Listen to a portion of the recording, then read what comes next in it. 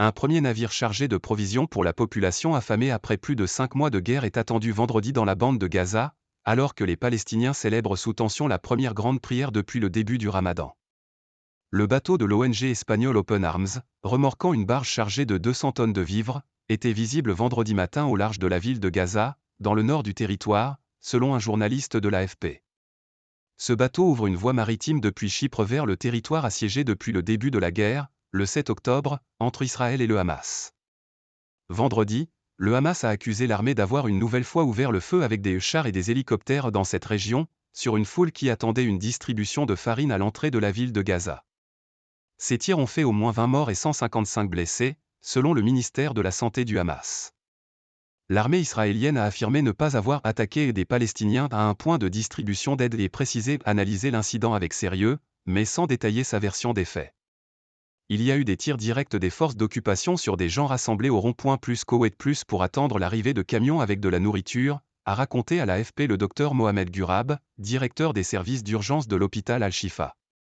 Sur place, un correspondant de l'AFP a vu de nombreuses ambulances avec des dépouilles et des blessés. 300 000 repas.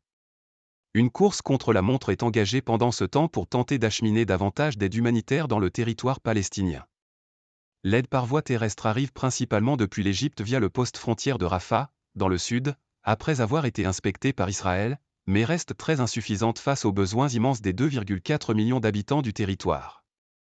Face à l'urgence humanitaire, plusieurs pays ont décidé de diversifier les voies d'acheminement de l'aide en organisant des parachutages ou un couloir maritime depuis Chypre.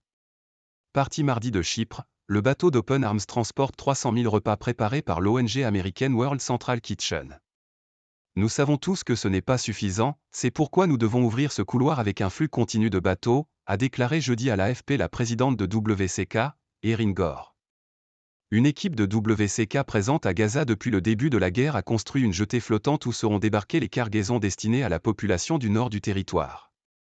Nous espérons décharger l'aide dès qu'il sera possible de s'amarrer, mais de nombreux facteurs jouent dans cette opération compliquée, a ajouté Madame Gore dont l'ONG a indiqué affréter un second navire avec des centaines de tonnes de vivres. Affamés et épuisés. Dans le nord de la bande de Gaza, les habitants scrutent quotidiennement le ciel dans l'attente d'un parachutage, mais les quantités larguées sont limitées. Dès que les parachutes s'approchent du sol, ils se précipitent au milieu des ruines, en espérant récupérer un sac de nourriture. Depuis que la guerre a commencé et que les gens se sont déplacés vers le sud, nous n'avons pas reçu d'aide. Nous errons depuis tôt le matin dans l'espoir qu'un avion largue des parachutes au-dessus de nous, a raconté à l'AFP un déplacé, Mokhl Al-Masri, un sac de farine sur les épaules, à Beth Laya. Tout le peuple est affamé et épuisé, a-t-il ajouté.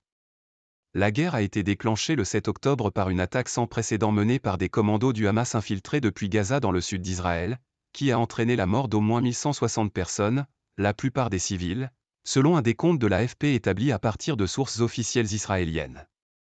Selon Israël, environ 250 personnes ont été enlevées ce jour-là et 130 d'entre elles sont toujours otages à Gaza, dont 32 seraient mortes.